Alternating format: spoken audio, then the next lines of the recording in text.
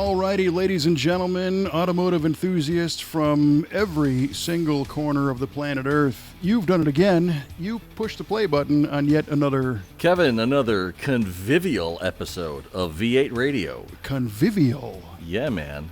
Wow, I have not even a clue what convivial means. It means friendly, lively, or enjoyable. Right. Well, at least our guest is. Right.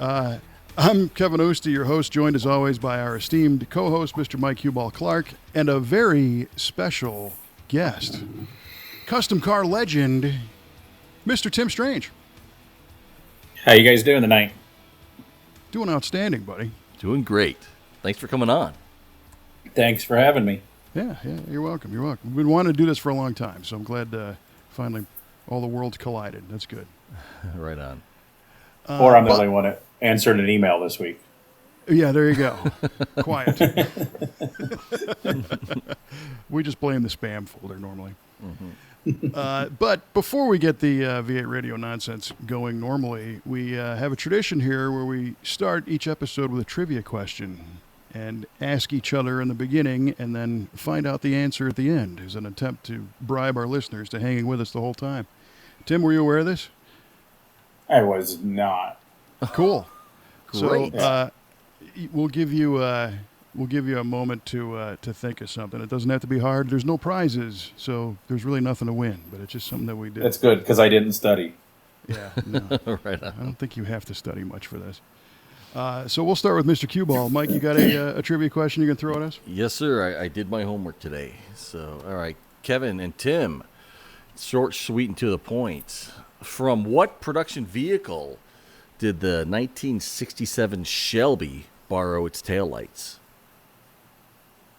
Ooh. And because we are giving people, we're going to let our guest go ahead and guess first. Right. Good idea. Yeah. So, Tim, ball's in your court. What do you think? 67 Shelby taillights. Huh. I am blank on that. I should know that. Well, I assume it's a Ford Motor Company vehicle or a Mercury or something, but other than that, I do not know.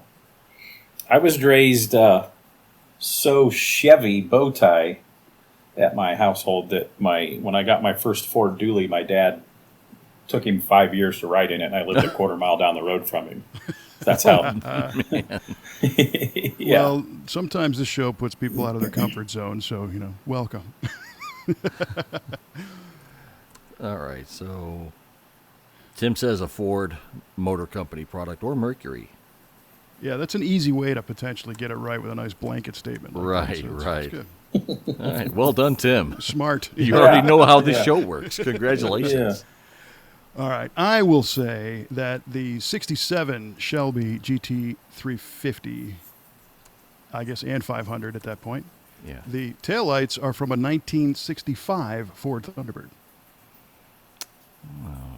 Wow, very nice. 65. Is this when I agree or disagree or agree with him?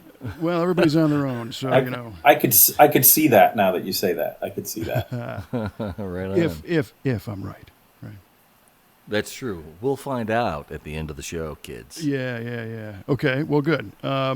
So I have a trivia question. It's far more general than that one, Mr. Q-Ball. You ready? Yeah, let's have it. Okay. This doesn't it has nothing to do with our friend Tim Strange's breakfast diet that he expressed with us before the show. But here you go. What is dry gas? What is dry gas? It's a legit automotive question here, friends. Tim? I'm blank again. I guess you guys are still stumping the guests tonight. I agree. It's a weird one, but give it a shot. Well, dry gas, is that like a word gas. for maybe for using like a vehicle that runs on natural gas? Mm-hmm. Ooh, very good. Maybe a term for a vehicle. I don't that sound runs on very positive natural with gas. myself. I'm leaving I am not Googling on my phone. I see my phone sitting there. I want to Google so bad, but I'm not. I'm not doing Right. that. So In fact, that's about the only rule of this contest is, Yep. and it's only because none of us are dexterous enough to Google while we do this. Oh God, no. All right, I got that noted. Okay. Natural gas vehicle, which makes sense to me. Does make sense. I like that answer, but I'm going to go into a different direction. And I'm going to say dry gas is gas that does not have any water mixed in with it or has no moisture in it. Hang on. Let's clarify that. Yeah. It's a chemical that draws the moisture out of gasoline. Chemical that pulls. Okay. The moisture. I'm writing this down. Okay. Is that your final answer? Yeah, better be. All right. Yeah. Well done. Yeah. That remains to be seen. Right. All right, Tim, in these past couple of minutes, have you thought of any silliness trivia question you could throw at us? Anything at all? No, not really. Nah. You stumped my brain, and now my brain's man. it's vacant. It's vacant. Clock's Well, ticking. okay, this should be a simple one. What year did GM come out with the V8 that we know as the small block Chevy? Excellent question. All right. So, what year did GM debut the small block overhead valve V8? Yes. Mikey, what do you got? I'm going to say 1955. And that's what I was going to say. How about that? All right. How about that? Duly Great question. noted. Yeah, Yeah, duly it's- noted. And we'll find out at the end of the show, kids, who's right. Right. See who loses worst. Right. All right, so Tim, you've been a busy guy. You're always a busy guy. You've always got a ton of stuff going on. Yeah, I don't sleep a whole lot, so I basically have 2 gigs going on with all the race announcing that I do, and of course my main gig is still building hot rods. Heck yeah. And for those who are not familiar with Mr. Strange, the shop is Strange Motion, and you're one of those guys who everybody has seen your work, even if they might not know you personally. But then if you go to these events, you know Tim. So you're just kind of omnipresent, which is cool. Yeah, you realize now that I'm getting old, and my shop. I've been running my hot rod shop full time for almost 30 years now. Nice. Holy cow. That's Yeah. amazing. Yeah. That is. And you are, I mean, outside of the some of the assistance you get from your lovely wife, you're primarily a one-man shop, right?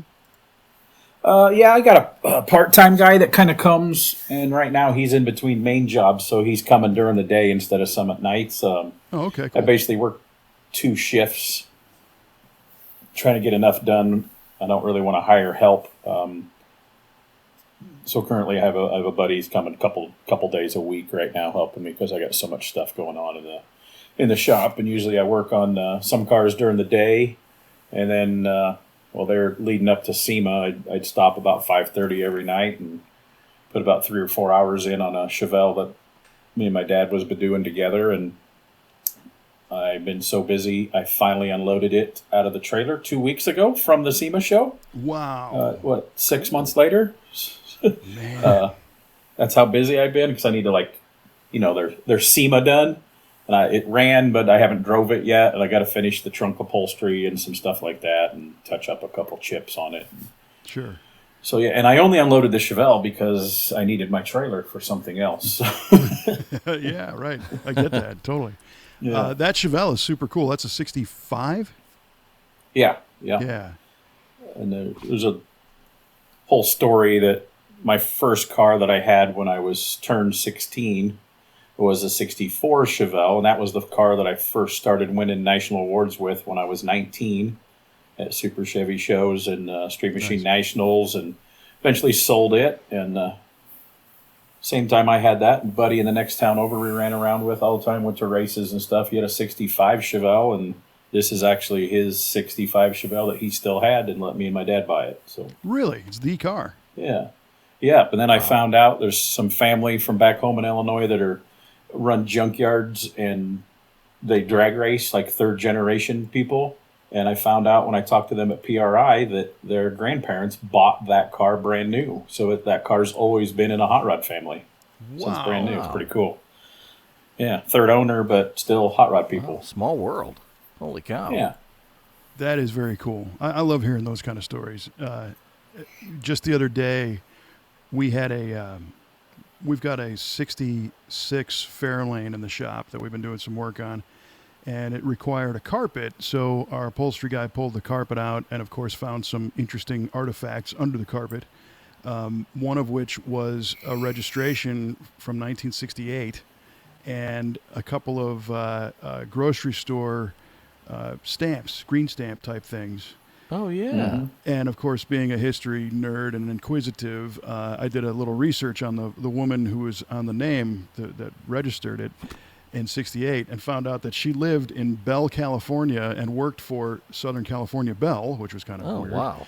And the apartment she lived in is still standing there. And this car was a complete stripper, six-cylinder Fairlane, no power anything, and it all kind of fits together. She worked for the phone company, didn't make a whole lot of money, lived in this really basic apartment, had this cheap car, and lived her life. It's pretty wild. Wow. It's cool. That's pretty wild. Using the food stamps, to get ahead, whole thing. Yeah. Yeah. Do what you got to do, man. You guys really went to town on that 65 then, because I saw it briefly at SEMA, and I've seen some of the pictures you've shared. There's a lot going on with that car. Yeah, when you're first going to look at it, it looks like, just a hot rod 65 Chevelle. It's definitely not a Pro Tour car. It's got 15.7s and 16.10 American Rebels, kind of like a Halibran wheel. And then it's got a 505 big block shove back 4.5 inches into the firewall, kind of like a drag car. And then it's channeled and extended rockers and mini tubbed and tubular cross members and narrowed front fat man cross member. And then all the chassis, even though it sits like 3.5 inches off the ground, I body worked and molded the whole chassis and blocked and primed the chassis like an idiot. Oh. And it's got a lot of polished suspension and polished rear end underneath of it. So yeah, it's pretty cool on the bottom too. So. It's totally cool. And that level of detail on the chassis and suspension is a thing with Strange Motion projects. Yeah, we love to do. Well, I say me. Yeah, I like to do custom chassis stuff. I've built, a handful of full twin rail, tri rail, round tube chassis through the years. And I got a really nice chassis jig table, and it's hard to get the customers that want to pay for something like that anymore because there's so many chassis companies. You can just order up a chassis for, even though they're pretty pricey for a loaded up chassis, you can still buy one of them cheaper than it takes to build a round tube chassis to make it, street legal. And that's why I kind of did that. And that 65, I didn't want to spend the money. It wasn't a big budget car, obviously, because it's me and my dad's. Luckily, had a lot of sponsor help, and companies we've worked with for many years helped us out on it and some parts. And, because if I would have built this car back in the day, because it didn't have a carburetor on it, that was the biggest surprise at SEMA.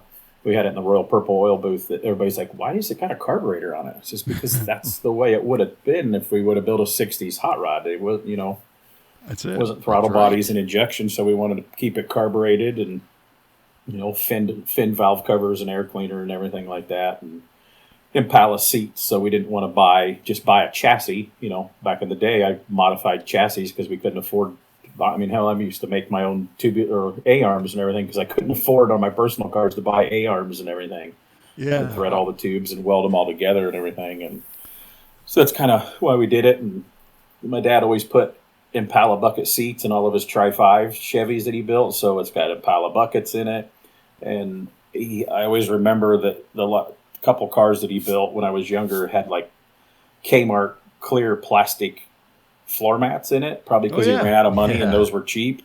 So I found some on Amazon. So this thing still, if we put clear plastic cheap ass floor mats in there, and some people at SEMA, some of my buddies are like, you can take those floor coverings off now that you parked it. And I go, no, that's kind of the whole story of the car, because that's what Dad always ran, and the big Hurst rubber H shifter boot. We put one of them in there because that's what he always put on stuff. So there's a lot of stuff that he's surprised that I remembered. It's stuff that he was building when I was 7 to 11 years old. That we kind of put some of that stuff in his car.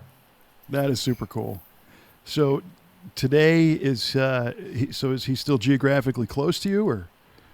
Actually, no. That's what he made sure when we were building a car together, that he bought some parts and I'd buy some parts, and he made it sure that I was doing most of the labor because now we live 9 hours apart. He still lives in Illinois and I live in Tennessee. Mm-hmm. But there was 4 or 5 different times through the 3 years that we worked on this thing off and on, nights and weekends, that he came down and spent the whole week down here. And I just told my customers, hey, you're not getting anything out of me this week. Me and Dad's working on the hot rod. So I'd take a full week off and we'd work. And the last time he came, the chassis was done. He finished running the brake lines, assembled all the rear end, put the axles in it, put the brakes on the front and back. We bolted the motor and training together, put it into the chassis. The exhaust was all fab, but we put that on and put all the heat wrap on. The exhaust, the wheels and tires, we put the body on, bolted it all down, put the front clip on, hung the doors, put everything up underneath the dash, the vintage air, put the steering together, all the Dakota digital boxes, all the MSD stuff. We put all that stuff on that thing in 4 days when he came the last time. And then I have a guy, Ricky Burks, that helps me with my body wiring, and then we got it to Ricky that week. So, we just kind of threw parts at it. Everything's mocked up and goes back together. So he was here for the major stuff of putting the motor and tranny back in on his last run and the body back on. So that was you and your dad make a heck of a team. Yeah, my dad, he's 73 years old, still runs 450 acres worth of farmland with 100 head of cattle on it and some crops. And Wow. of course, yesterday he was rebuilding his carburetors for his 57 Chevy. And he's a worker. My dad taught me, growing up on the farm, half a day. If you only work 12 hours, that's still only half a day of work. Oh man. Yeah, that's a great farmer kind of saying, because Kelly's dad, he's 80 and he does the same thing and says the same thing too. Is that right? Get the Fritz. half day. When I was younger and I was still living at home right out of high school, I was working part-time at the local body shop, which I started at when I was 16. Did a lot of Corvettes and stuff. And then I was driving to Bettendorf, Iowa to go to trade school for auto body. And so I'd work, it was like half days of school, then half day, drive back 45 minutes, go half day back at the body shop. And then my parents ran a seasonal Christmas tree farm. So then I'd work on the Christmas tree farm. I'd get home at like 5:30 every night, and I'd work on the Christmas tree farm till midnight or so every night during this Christmas season. And then I had to be at Bettendorf, Iowa, which was an hour drive, at 7 o'clock every morning for school. Good heavens. So, I did that for a couple years while I was going to college. So, yeah, it's quite a difference from, sitting on the couch and playing video games. Yeah. It's still a pretty good work ethic in you. Oh, for sure. My goodness. And you're, still doing probably 70% of that time today, right? Definitely. Because I still want to build hot rods. I go and help some of my other buddies with big shops, and if I don't have a SEMA car, I'll help 1 or 2 guys that spend a week with my buddies Zane in California and help him on a SEMA car or an AMBR car or something like that. And I go to those shops. Yeah, it's awesome because at one time he had like 12, 15 guys or something like that. But when I was a young kid, I never dreamed of managing workers. Mm-hmm. I always dreamed of building hot rods for a living. So that's why I've always kind of kept small. And luckily, my customers will wait. I got, quite a big backlog of weight, and I kind of got hooked up with a couple private collectors that I do a bunch of stuff for. And then just, I have a wiring guy. I have a stereo guy. Of course, we use mostly crate motors now. And my wife used to do the upholstery, but now she works for FM3 that they run. She's a registration manager currently for all the Hot Rod Power Tour, all the Holly events, the Roadkill Drag Race. They run the Optima battery rigs, the QA1 rigs. They Drive Auto X. They run USCA. Probably busier than you are these days. Yeah, she complains because I work too much, and I come home at like 11 o'clock, and she still works for another hour or so. Yeah, I believe that totally. But that kind of shed some light on another question that I had, and that is not everybody has the ability to work with their dad on something. Right. You know, we grew up working together on the farm. That's how we learned to do stuff. Even before, when I was like, I held the spray gun and painted the firewall in a 55 Chevy when I was 8 years old. Nice. Nice. And there was times that we butted heads trying to share a shop. And, when I started my shop full time, I was working out of his machine shed and just built a wall in the corner, like a 40 by 40 area. And worked there for, 4 years or so while I was building a shop on my property just right down the road. And so, yeah, it was pretty cool. We've done a lot of stuff together. And, even when I go home one year for Christmas, we put a 5-speed in his 57 Chevy, and just because we didn't want to sit around on the couch all the time. Yeah. So, yeah, it was pretty awesome building this. When we first started talking about building a car together, I really thought we was going to build a Tri-5 Chevy, because my very first car was a 55, and he's got like 4 or 5 Tri-5 Chevys, and he's like, no, let's build a first-gen Chevelle. So, yeah, it was really pretty cool getting to do that. And, making during the start of it, my mom passed away a little over 2 years ago, so this was our happy stuff that we could talk and call on the phone and send pictures and upholstery samples and do spray outs and send them to him, and, make all the decisions together, and, try to get, positive thoughts in our head, because we were working on hot rods together again. For sure. So, not to get too personal, but how's he doing? Does he have other people around him that he sees fairly often, or is he? Yeah, my sister and brother-in-law live 15 minutes away.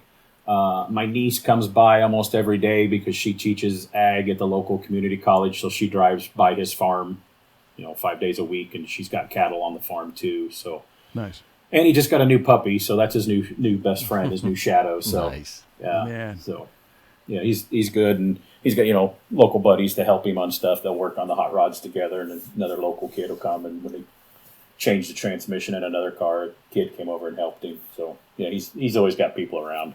That's good. This is really, it's almost spooky, the parallel universe between Tim Strange and my wife. Oh, right. Yes. Growing up on the farm, same thing. Not as big of a farm, but her dad was a diesel mechanic during the day, and then he farmed at night. And so, yeah, the half day story. But also, Kelly lost her mom 2 years ago, and her dad just got a puppy. And, Yeah. The Wow. whole thing. So very, very wild. Now, when you guys were conceiving this 65, it's an interesting style take, because one thing that I got to hand it to Tim Strange is you are flying the flag of customs, like, all the time. You're a huge custom fan. And some of that translated into the 65. This isn't like a period correct, 65, 66, drag car. It's got a lot of things that you'd consider more on the custom side. Yeah, on the outside, it's still got door handles, stock bumpers, stock lights, and everything. But I built a hood scoop, real 60s. Of course, I was always a Baldwin Motion fan. That's kind of why my Strange Motion has motion in it. So I built a hood scoop like a Baldwin Motion car they put on a 70 Nova, but it's just a little bit taller. The engine compartment's a little more modern with all the custom sheet metal and stuff underneath there. But it was really hard for me, loving to do custom stuff, that I was like, oh, I could tuck the bumpers and I could shave the drip rails and all that. And it's still, if you really look at it, it's pretty wild, but the outer body's a little tamer than what people are used to me. But there's some hidden custom tricks on it. I channeled it a little bit, then I extended the rockers down to cover the Chevelle frame rail that always hangs down, and then extended the lower quarters to give it more of a drag car, lower look. Because, most of those Chevelles, them frame rails hang down almost 2 inches at that one front little pocket. So I didn't like that. So I channeled it 1.25 inches and then added 1.25 inches to the rockers to get rid of all that. Yeah, that's a job. Did this car have decent floors when you started? It did. The car was pretty solid, but it was still kind of rusty. But it was solid enough where I needed it to be, because I cut all the floor out, I cut all the wheel tubs, I cut all the firewall out, because I built all that from scratch. So I moved the main firewall back about 1.25 inches, and then recessed it 4.5. And that's how far back. Like the big block shoved back so much when you open the hood on those, the cowl is, the vents on the cowl where it would line up with the top of the hood when the hood's closed, and then that lip drops down to go underneath the hood. The distributors cut clear back to the edge of that cowl. Oh, wow. Cool. So it's shoved way back like a 60s drag car. And then, of course, I built round tubular cross members, built the exhaust so nothing hangs down below the frame, and then I built all the floor pan over it. So it's got, as low as it is, and the motor and tranny having to be up and back so much, it's got a huge tranny tunnel in it, and, all new floors, all new wheel tubs, all new trunk floor. So I basically cut it at the rockers and everything inside. It's all hand built. And that trans tunnel, you were able to do a dance around those Impala seats because those are pretty wide for buckets. Yeah, they are. So it's just, it was definitely a packaging planning situation when I was doing it all. So. For sure. Jumping back to a different car you did, I just got to ask you about the yellow Falcon, right? That you did a few years ago. Yeah. It was a 63.5 Sprint. Right. That car just blew my mind the first time I saw it, which in person I think was at SEMA. And before we were talking about you putting together a custom chassis, that chassis was insane. Yeah, we built that for a guy, and then we took it to SEMA, and it wasn't even, that was during like 9/11, and his business took a tank, so it kind of sat unfinished, but we had some commitments with SEMA, so it went as a pusher to SEMA. Yeah, that happens. Yeah, it had a Mustang modular SVT, Ford Performance motor, Bowler transmission, had a quick change rear end, had a narrowed Scott's Hot Rods front cross member, and then it was a tri-rail round tube 1.75-inch chassis with 1-inch 45-degree angle stiffeners, just tons and tons of tube work in that thing. And then, like an idiot, I body worked and smoothed the whole chassis. Yes. Dressed all the welds and mudded it and primed it, blocked it, and painted it. And then I built the floor pan. Of course, that car was originally they're like a Mustang. They're a unibody car. So I cut it out and made a bolt-on frame and built the floor kind of like a old monocoque 60s, like they built some race cars, stuff like that monocoque substructure. So it had a thin wall, rectangle tubing structure, and then smooth sheet metal on the top and bottom.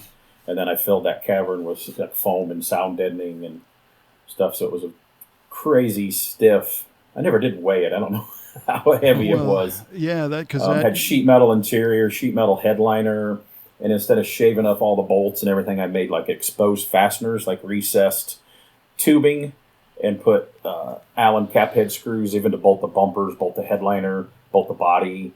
The guy kind of let me go crazy. So being a BMX guy, it had BMX pedals for the brake and accelerator, and BMX stems holding a substructure for the radiator and the gas tank, and it was in a bunch of magazines in the U.S. and a handful overseas, and it just, when we took it to some of the big events and stuff, a buddy out of Minnesota, Ryan Thomas, ended up buying it and finishing it and getting it running and wired and stuff, and it just, I don't know, it shows it just didn't, I don't know if it was ahead of its time or something like that, with being the industrial bolts and stuff, but like it didn't, it did good at indoor shows when there was mirrors underneath of it where the judges could see the chassis and stuff, but like at good guys and stuff like that, it just kind of, nobody seemed to care about it. Well, and I think that was the whole thing, is that there was so much work that you couldn't really see if it was just sitting there parked. Yeah. Underneath. But any idea how many miles? One car that, how many miles of tubing? Yeah. Yeah, I don't know. But yeah, there was 3 main rails that went from head to tail of 1.75-inch tubing. So yeah, that is one car that people always seem to really remember. And of course, I post the chassis every once in a while too on my social media, and people really do seem to remember that car. Yeah, well, I don't know how you could forget that thing. That was really something else. In the custom world, you just got brought into one of the halls of fame. Well, yeah. In 2015, I was inducted in the National Rod and Custom Hall of Fame that was at the the Starbirds started, and they had the Hall of Fame Museum down there in Oklahoma. And then here this summer, the Custom Camps of America have been nominated for their Hall of Fame. Nice. So it's they nominate 10 and induct 2 every July. So I see the other guys on the list, and I'm like, there's no way that I'm getting in there. And I'm friends with drag racer Larry Dixon when I got in the Starbird Hall of Fame, and he's like, "But you're still working." He goes, "Usually that means you're like your career's over when they put you into a Hall of Fame." And I'm like, "Oh man, I hope not." I still got other stuff to do. There's a famous, Michael Jordan, when he got inducted into the Basketball Hall of Fame, that was his speech. He's like, "I'm not done. I still got stuff to do." So that's really cool. So tell us a little bit about the Starbird Museum, because didn't that just move, or did it close, or what's going on? Well, they started that, I think, in 1994 and built it on their property there just outside of Tulsa on the big fancy Monkey Island, big lake. It's kind of a vacation area, just about 15 miles south of Route 66. And he always thought that the Rod and Custom guys should have a Hall of Fame, so he started the Hall of Fame. And so they had this, what was it? Almost 30,000 square foot museum, I guess, there on the property. Mm-hmm. And of course, it had all of they built a circle. He's known for the bubble tops. So the center room that was in a circle, those were all cars that he built, and there was a bubble top as a skylight in the top of the building, which is all that pretty cool. Yeah. Of course, Daryl Starbird's just a huge custom legend. Hell, they even mentioned his name in the movie American Graffiti. And for sure, yeah.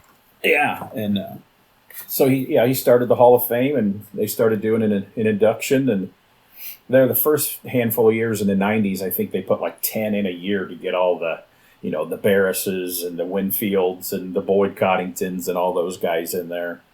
So it was really a huge honor. That was just a guy that I always looked up to, and I got to be friends with him and stayed at his property and stuff since doing all the stuff down there. And so, yeah, I was the third youngest to be inducted in their Hall of Fame. Of course, Chip Foose and Troy Trepanier were inducted before me, so that's not bad company right there. No, right not on. at all. Yeah. Like I say, I'm pretty sure I'm not going to get in the KKOA Hall of Fame when I look at the other nominees, but if I do get in, I will be the youngest inductee in the KKOA by probably, 5 years or so. Yeah. Well, and being nominated, that doesn't mean, if it doesn't happen this year, that doesn't mean it might not happen in the future. Yeah, right. It's kind of like what the Hollywood people said. It's nice to be thought of. It's nice to be nominated, I guess. So 100%, you're for sure. kind of locked up in your one-man shop just cutting and building stuff, you kind of forget that, I've been in over 350 magazines around the world, and had a TV show for a couple years, so it's kind of crazy when you think about some small town country boy building hot rods, and it's seriously taken me to other countries and pretty much almost every state in the U.S. and got to do a whole bunch of cool stuff that I never would have dreamed of as a kid just from building hot rods. No, exactly. It's awesome, and it's so cool that you've been able to stick with it and do what you've been able to do. And then to get that recognition is great, because that concept of being a small town country boy on the same wall with legends that are legends all around the world.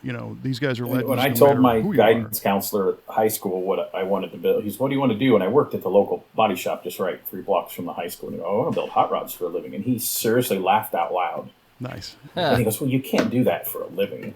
He says, "You can do it as a hobby or build you some cars, but you got to do other stuff." So when I first started getting magazines, they kind of asked me to come back and talk to the high school, and which I have done a lot of college talking and high school speaking, but I've never went back to my own high school just because of the way the guidance counselor treated me. So maybe someday I will go back to look that who's one, laughing now. Yeah. Well, unfortunately, that's a common story too. I think those in education, they're typically not people that guidance counselors, for example, most of them are not technical. They're not vocational. They're guidance counselors. They work with people. And I don't think they understand how deeply this goes with people. And I remember my high school English teacher straight up told me to never write anything ever again. He just Really? Yeah, I think my English teacher probably told me that too. And for 4 or 5 years, I wrote an article whenever I announced Good Guys Autocross. I wrote, the event coverage article for the autocross, and I wrote, I don't know how many tech articles. I used to do a lot of stuff back in the day for Custom Router magazine, shoot the pictures with my wife and write the articles and all that stuff. And yeah, my English teacher's surprised when I told her what I was doing. She's like, "There's no way." Oh my gosh. Well, yeah, in my case. But she was awesome. She was, laughing and yeah. At least she had a good sense of humor about it. When word got out to my old high school teacher that I got something published for the first time, all of a sudden he starts claiming, "Well, yeah, I taught him." Yeah. That kind of stuff. Yeah, right. Yeah, that's how it is. And then, of course, we forget we're car guys, and almost everybody we know are car, motorcycle, whatever. And you forget that the majority of the world have no idea what the world that we live in with hot rods. And, I even know people from going to the BMX track, and they're like, "So what do you do again?" I was like, "Well, I build hot rods." And they're like, "People pay you to do that?" And I'm like, "Yeah, it's kind of a thing." So, handsomely. yeah. And then, then I always wanted to go to the SEMA show, and, Kevin's probably that same way. And now, the first time I went to the SEMA show, we tried to get, it's HRIA, the Hot Rod Industry Alliance, but back then it was, what was it? They changed the letter names for that. Yes, there's the ARMO, the restoration, and I forget. But anyway, we couldn't get into that banquet. We didn't have the right passes. Yeah. And I was like telling that story, 22 years ago, we couldn't get in that. And now you're the last MC. couple of years, now they've got, me doing the MC. And I remember, of course, the now late, great Dave McClellan had just passed away. He used to do it. And then Rick Love did it. And when they asked me to do it, they're like, Dave McClellan used to wear a tux. And I go, just so we're all aware, I am no Dave McClellan or never will be.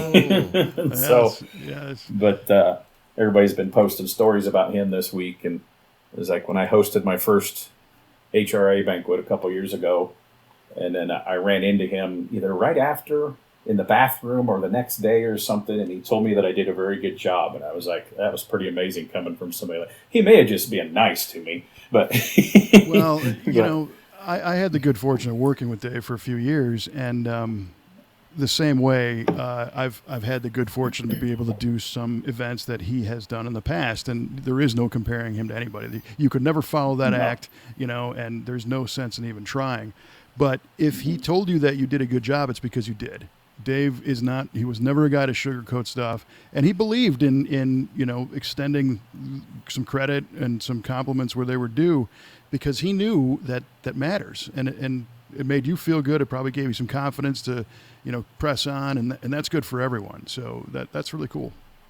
Yeah, and it's weird because like when I was a little 4-H farm kid, and every year you had to give a speech in front of your 20 4-H friends, and man, I'd be about to get sick. And that's how before you got your money for the fair showing and your ribbons and all that, you had to give a speech. And I was such a shy little kid, man. I was about sick and throwing up because I couldn't talk in front of people. Even in high school, I couldn't do that. Wow. But I can talk about hot rods. So yeah, if you're passionate about it, it just comes out. Yeah. Yeah. So how did you get hooked up with Good Guys and announcing their autocross events? Well, when I was doing for 2 years, that's why we moved to Tennessee. I had a show called Search and Restore it was Power Block then on Spike TV. Now Spike's Paramount, and now all their shows are called Power Nation shows. So I had that show. It was like a give back, feel good show. Well, they came in and it was a sponsor. Thanks. Which you can still watch it on. We still get letters and packages in the mail. People still think that show's going on because it's on Amazon. You can watch it on Prime Video. And that Good Guys sponsored, I think they were part of the build, Chad Terhar's 55 Chevy two-door handyman wagon. And they came in for a couple days and filmed, and we're giving the Good Guys membership and all that type of stuff. And then they kind of realized, of course, I knew all the Good Guys people because I've been going to Good Guys shows since I was like 13 years old. Mm-hmm. And then they realized that I could talk on camera, and they watched the show and paid a little more attention. Then when that show ended after 2 years, it was supposed to be a 3-year deal, and I don't know, it went 2 years, and they sold the studio. So my show was like the expensive one, so it got cut. It was expensive to produce of all the other 5 shows. Mm. And so I ran into him at Barrett Jackson. I was like, hey, you guys ever need any video work, MC stuff, anything, just, let me know. I'm not doing the show anymore. So still building hot rods. And they're like, okay. So and they finally called me one time and it's like, hey, you want to try autocross announcing? And I'm like, okay. So they flew me to the Colorado event because that was kind of a small turnout at that, maybe 8 years ago now. So it just kind of got my feet wet without having, a whole bunch of cars, and it was kind of fun. And, they flew me and got me a rental car and put me up in a hotel. And then at the end of the weekend on Sunday, they hand me a check, and I look at that check and I'm like, I can get paid to go to a car show and just talk about my friends on the, give them a hard time and plug the sponsors, I've got commercials to read and all that type of thing. And I was like, well, this is kind of cool, Heck yeah. I'm not going to quit building hot rods, but so one year I did 12 events for Good Guys. That's a little too much to be gone. I usually leave on a Thursday afternoon and come home Sunday, so I'm only out a day and a half at the shop, and then I get right back to the shop. And so I do some other stuff. I do the Tri-5 Nationals. I do all the hosting and MC and drag race announcing there, and I do some stuff for UMI too. Being friends with Brian Loans, he's the TV NHRA guy. He's got me in, so I've done a handful of NHRA events, and that's awesome. I'd like to do more of that, but I don't want to do it like full time. But I keep telling them, I was like, you guys got somebody somebody's sick or somebody can't come because they got something going on. I says, I want to be your backup guy, to come and, because NHRA, they have 2 crews. They have the TV crew, and then they have what you hear if you're at the event. And that's usually what I've done is the ad event, like sportsman classes and, helping with stuff like that. So that's pretty fun because I love drag cars. So yeah, for sure. Yeah. So yeah, I don't get much weekends off, but it's fun to basically have a really cool second part-time job in the hot rod industry. Yeah, it's like a dream part-time job. And then from doing that, now I host what I've done 4 years now for the Armo banquet and 2 years of the HRIA, and yeah, so it's just opened some other doors. It's pretty cool. Yeah, that is cool, and it's an interesting line to walk because I get it all the time too, where you don't really get the weekend off, and people are like, yeah, but you're just going to a car show, man. It's like, well, there is some work. But you're right. I do get to go to a car show. And I still have buddies. The Nashville Good Guys show was here just a couple weekends ago here by Nashville. They moved it to the NASCAR track. And even my buddies that know that I do, they're like, oh, let's hang out at lunch. And I go, I get a short hour lunch break to throw a sandwich down, and I still want to walk around and talk to some of the vendors and see some of the hot rods and see the show. Yeah. And they're like, well, I'll see you at maybe 3 o'clock. Let's go walk around. I go, dude, I'm on the microphone for 8 hours a day. Yeah. It's just me. And your buddy, your announcing voice is probably a little different when you get all wound up and telling numbers and times and stuff. And they're like, well, I walked down there was a different guy announcing. I was like, no, I was the only guy on the microphone down there. So I don't know who you thought you were hearing, but that was me. Yeah, that's high energy. They still don't. Yeah, they still don't comprehend sometimes that it's a job, and it's I'm ready to. You got to be on the mic at 8 o'clock, ready to go. And they're still at the hotel. So right. So now announcing autocross is kind of interesting because it's a short run. It's not like you're calling. Well, drag racing short too at the same time, but I think the key to it, like you mentioned, is knowing who's running and knowing something about the car. But I know that there's going to be a lot of them that you've never seen before. So what's the strategy? Just kind of call it like you see it at that point, or? Yeah, well, I have a tech card that they filled out, and of course I can't say certain things because of sponsorship stuff. So, like, I can say a car has Forge Line wheels on it because they're a sponsor. I can't say a car has Krager's on it because they're not a sponsor. Sure. So it's a whole fine line of talking about stuff. And, I've got, a dozen commercials I'm supposed to read at least every 2 hours and plug all the sponsors. But when you go to enough of these, you now that we have 7 classes on Friday and Saturday, Pro X, Pro, Street Machine, Truck, but and we have kind of like regulars. So, I know what their sponsor is that I can or cannot say. I know where they're from. I know who built the motors, and little stuff to talk about. Oh, they did at the last event that I was at and they won this or they did that. And so it just comes natural because you become friends with all these people. And it is pretty cool, and it's kind of crazy because even though they're at a good guys show, and my wife always reminds me that I'm a total hot rod nerd, that I pay attention to all kinds of stuff. Sitting right beside the couch over here is a box of Rod and Customs from the 60s that I read for fun and do, I love history and everything. And it's weird because we're at a good guys show, but there is like some of the top level autocrossers have no idea about who even Ring Brothers or Rad Rides is.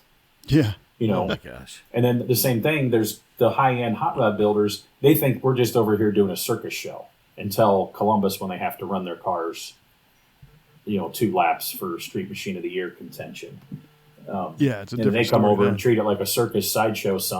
Last few years, they've learned to respect it a little more, and they're doing donuts and stuff. And the Street Machine show car guys, they're doing stuff that if any of their racers would do that, they'd be kicked out for the weekend, if not for the season.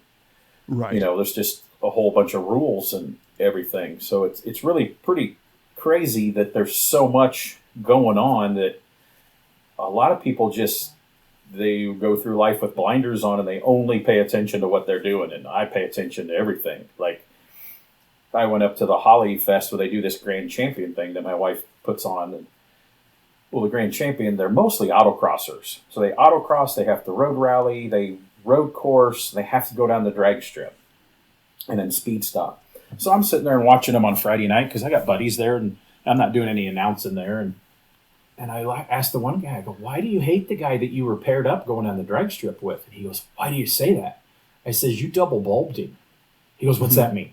I go, you did your burnout and you went into the box and you lit up your pre-stage and your stage and you're waiting for the green light. And the other dude ain't even in the burnout box yet. Mm-hmm. I said, if you do that to John Force, he's swinging on you on the top end. Oh, yeah. I said, it's like drag race courtesy. And they're like, the autocross guys, they're like, I had no idea. I'm like, have you never even watched a drag race on TV? Right. And they're like, I guess I don't pay attention to how they stage.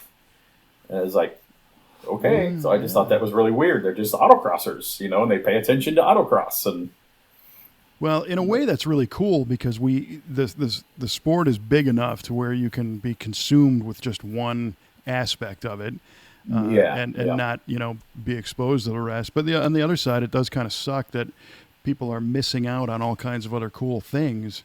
And I think a big part of that is because as the magazine world was diminished and a lot of titles went away, that's where we were exposed to a lot of different stuff. Hot Rod showed us everything from trucks to imports to boats to VWs to Top Fuel to customs and everything in between. And it literally, I think the word exposed is pretty good because it might have shown you something that you've never seen before, never even thought to look at. And today everything is so niched out. And that was, Peterson Publishing's own fault, because they're like, let's just do an all Mustang magazine. Let's do an all Corvette magazine. So that people just bought that and niched themselves out, but it is an interesting thought. Yeah. So what are you currently working on in the shop? I got a lot of stuff going on. The main 2 I'm working on right now, I'm kind of going back and forth between a 59 Impala, kind of a pro tour car, custom one-off wheels, all stock body, but just like really good fit and finish and cutting everything we do. We cut the gaps and make all the panels fit unless it's a pure like restoration car that, it come misfit from the factory. So we still do that. But most everything I'm doing is like hot rods, pro tour. We still got some street rods in there. I got a 36 Ford 3-window coupe we're building a real life Hot Wheels car. One of the first in the 60s, when Hot Wheels come out, they did a blue. Wait a minute, the neat streeter? Yep, I'm building a neat streeter in real life for a huge Hot Wheels collector that he supposedly has a letter that we can even from Hot Wheels that we can use the logos and the gauges and the seats. So we're building that blue car. That is in real life so cool. There is a thing on our website, on our forum on the v8speedshop.com site, and it's a thread called Cars That Should Be Built in Real Life. And the Neat Streeter is one of them, and that's been up there probably 8 years. I've always thought that needs to be a real car, so I can't wait to see that thing we're come building Kragers and Redline tires, getting a Hemi and a 5-speed, and cool. the body was really, really bad, so we bought a 5-window body and cut the back end off and got the doors to fit. Now we're fitting the back of the body onto it. Basically rebuilding the whole car, Basic story. It looked good in flat black primer, and then we get it media blasted, and there's 7 patches in the quarter panel, and the doors were kind of built from sedan doors and then 3-window tops, and so the customer found some really, really good 3-window doors and bought a savable 5-window just to cut all the sheet metal off of, and because they don't make quarter panels and stuff for those, so we bought a car and we sold off all the parts we didn't need to try to save a little bit, cost effective in a way, instead of, I can take all my English wheels and shrinkers and everything and I could build a quarter panel from scratch, but it's going to be a lot more instead of just buying a car and shortening the quarter panels from the 5-window. Yeah, right. Boy, that's a cool project, man. Yeah, right on. Yeah. And before, when you were mentioning, setting the gaps, just so you know, we do use your tool in our shop. Oh, nice. My Gap It tool. Yeah. Yeah. We sold a bunch of those things. So it's kind of cool. It's something I kind of always wanted to do. And that was like a COVID project that I getting them through, all designed, and Buddy 3D prints them, and we've sold them. Yeah, we sold a whole bunch. So for us non-hot rod builders, tell me what that Gap It tool is. It's a little plastic thing. It's small enough you can kind of fit it in your pocket. We sell them for $20, so it's easy. It's a good stocking stuffer and stuff like that too at Christmas time, or if you got a shop, it's affordable. You can buy them for all your guys at the shop, and it's got 1/8-inch, 3/16, quarter, and 5/16 little fingers on it, and then they got an alignment pin. So if you stick it in the gap, so not only the width of the gap, but your door and your fender, it's got a little lip to sit on, so you're sticking the tool in straight. Nice. So yeah, we get them all 3D printed and sell them all over the place. Sell them off our social media pages. So. That was one of the challenges because, everybody wants to have that pristine body that has perfect door and fender and, deck lid gaps. But it's not, if you think about it, it's not really an easy thing to measure. Guys were taking a 3/8 or 7/16 open-end wrench and using that as the gauge, Oh, wow. because they could get their hand on it, and then it was about the right size, Sure. to slip that in, or they grind one, and then every guy had their own tool that they had made, and some of them are steel, and you're risking some are paint sticks with tape, and you get a Tape wrapped perfect little around 'em. tool, then it gets thrown away, and so Yeah. So to come up with a nice, solid, reusable, mar-proof, I mean, you can't really hurt anything with that tool, which is cool if you're checking a car that's already painted. And that's neat. It's a good idea. Thanks. Yeah, no, you're welcome. Now, recently you posted something on social media that I thought was pretty interesting, and I wanted to ask you about. And it was a rendering, and I believe it was like a 53 Buick, and it was red, and it had these stick-on giant fender flares, and your quote was just, "Please stop, just don't do this anymore." I seen it on a page that I follow, and they're always doing these digital renderings that make them. They're so good, it's crazy. You could almost put a feature in a magazine with a digital rendering, and you not know if that's a real car or not. The technology is just ridiculous. But they always take these like oddball or high end original type cars, and then they stick wide tires and fender flares on the rendering, and they took a 53 Buick Roadmaster convertible that's like, one of the holy grails. It's about perfect. And they already, put these, Yep. and they put these like road race wheels on it, and like these what I call trash can lid looking fender flares that, I mean, in the artist rendering, you couldn't even turn the tires to go around an autocross course because they were tucked so tight to the tires. And I just kind of shared it. I was like, please, not every car needs fender flares. They work good on an autocross car or something that's working, but Hell, that Buick is such a big car. If you really built that car in real life and fender flares, there's not a car trailer that it would load into because it would be so wide. You'd have to have like drive over fender well stuff, and if it would even fit through the doorway. Yeah. Yeah, and but I've had a lot of comments. I have a few hate emails from people that, man, you don't know what you're talking about. That's the cool thing anymore. And it's like, well, I didn't say they didn't work on all cars. I just it definitely doesn't work on this car. And then I had some people, because I did that right before the Good Guy show, and some people came up, and actually a couple magazine people that work at magazines, they come up and said, somebody finally said it. They said they were pretty happy that I said that. So. Well, and it was kind of culture clash because that style of flare with the exposed fasteners or the holes at least, that's really kind of a JDM or even a full-on Japanese thing. And to see it on that vintage, because the rest of the car looked it had trim and everything. It looked fairly stock on the outside. So that was kind of interesting. And I'm all for trends evolving in style and everything else, but I think it has to work together.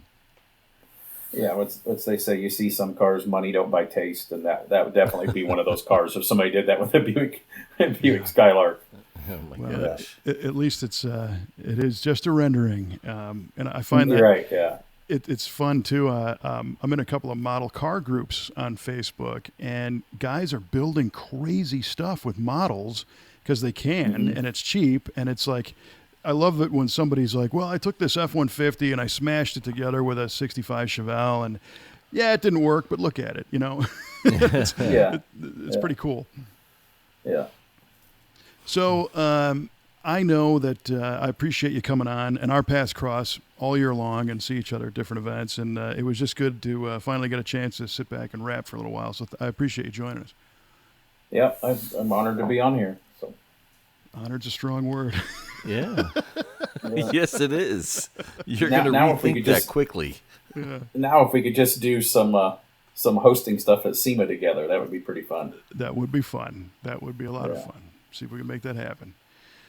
So I know the whole world that is tuned into this podcast is sitting with bated breath saying, what is the answer to these riveting trivia questions, Mike? Indeed they are. Okay, so, fellas, I asked you, from what production vehicle did the 67 Shelby GT350 and 500 borrow its taillights? And Tim said something from Ford Motor Company or Mercury. So he's probably right. And Kevin said 65 T-Bird. Well, neither answer is correct. However, Tim is less incorrect than you, Kevin, because he said the word Mercury. Because the 68 Shelby took the taillights from a T-Bird. The 67 took it from Cougar? A Mercury Cougar. Yes, sir. Mm-hmm. So there you go. That is an awesome question. Thank you. Thank you very much. Yeah. Yeah, I knew that they did come up with their own light. I just couldn't remember what they used. Well, so here's what our friend Mike Huball Clark just did. Is he took a trivia question that has a standard response. Yep. And noticed that there was a deeper trivia question, which would have been a better one, but didn't go there. And he went with the standard. Because most people say, oh, it's a Shelby, it's got Cougar taillights. But you can say, no, certain years had the T-Bird, and that's what nobody knows. And you threw that out. I thought I was going to be the hot shot saying, no, it's the T-Bird. And you're like, no, it's the Cougar. So, well played. You definitely got me there. Thank you very much, sir. All right, so my question to you guys is, what is dry gas? Dry gas, yeah. And I was totally clueless. Well, it's okay, because I normally am anyway. I threw out a Hail Mary guess, I guess, but I'm sure that's way off.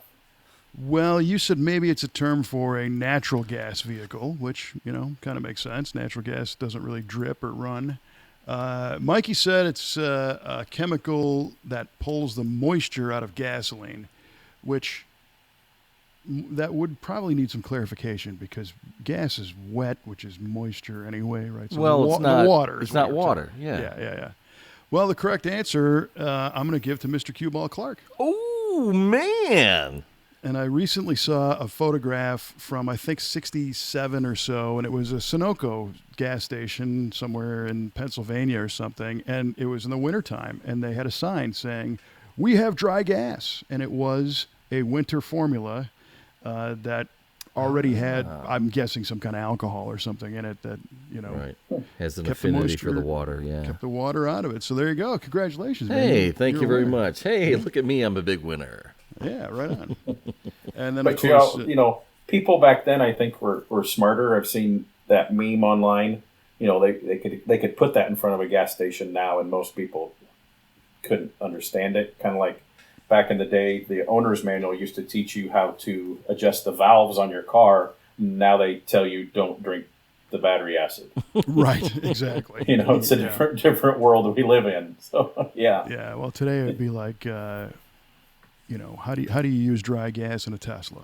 That's the big question. Oh, right. Yeah. So Tim asked, what was the first year for the Chevy small block as we know it, and what's our correct answer, sir? It was a 55 Chevy. There you go. That's kind of an easy. That's kind of an easy one. Bang, bang. Thank you for that. We need those. Yeah. You stumped me on the trivia questions, and I almost just, this is going to be a terrible podcast. I all of a sudden I have a bad connection and I'm gone. Sorry, guys. Technical problems. Yeah. And it turns out you were right. Now so interestingly enough, we do throw an email out ahead of time, and towards the bottom it does say that prepare the trivia question. I got to make that a little bit higher in the prep email. Could be. I guess I didn't read that far down in the email. Exactly, Yeah. but great job for being on the spot and coming up with a good one. Because you do this on most of your podcasts, don't you? The trivia question stuff. Yeah, Every podcast. Yeah, so I've heard them, but I didn't know I was supposed to have one ready. I guess I didn't pay attention to that part. Well, that you'll has know, happened. You'll know for next time, sir. Yeah. Yeah. That's right. We would love to have you back sometime if you join us. Cool. All right, gentlemen. Well, I appreciate the time. That was a lot. It was good to catch up and find out. Tim, if somebody wants to see your work, share the socials or the website or all that jazz with us. Website, strangemotion.com, currently needs a little bit of an updating. Strange Motion Facebook, Tim Strange Facebook. I think there's a public Tim Strange page on there too. I seem to post a lot on my personal Instagram, which is Tim Strange or Rod Builder, because I do have a Strange Motion rod in custom Instagram, but with the business algorithms, less people see that than when I post on my Rod Builder page, it seems like. Mm-hmm. So the message there is go follow all of them. Yes. Yeah, Strange Motion Rod in custom, just an N in the middle on Instagram, and Rod Builder, and then Tim Strange and Strange Motion on Facebook. Right on. All right, good stuff. For sure. All right, ladies and gentlemen. Well, this was fun. If you dig the show and you want to, anticipate the triumphant return of Tim Strange, subscribe, and then at that point you'll get the email. The subscribe episode will magically appear in the inbox. You won't have to do anything, and then you can have more of this show. Right? That's what everybody wants. This is what everybody wants. All righty, friends. Well, for Mr. Tim Strange and Mr. Mike Huball Clark, I'm Kevin Ostie, reminding you to keep the shiny side up, unless you've got a strange built chassis. Then you want to put that side up to show everybody, because it's pretty cool.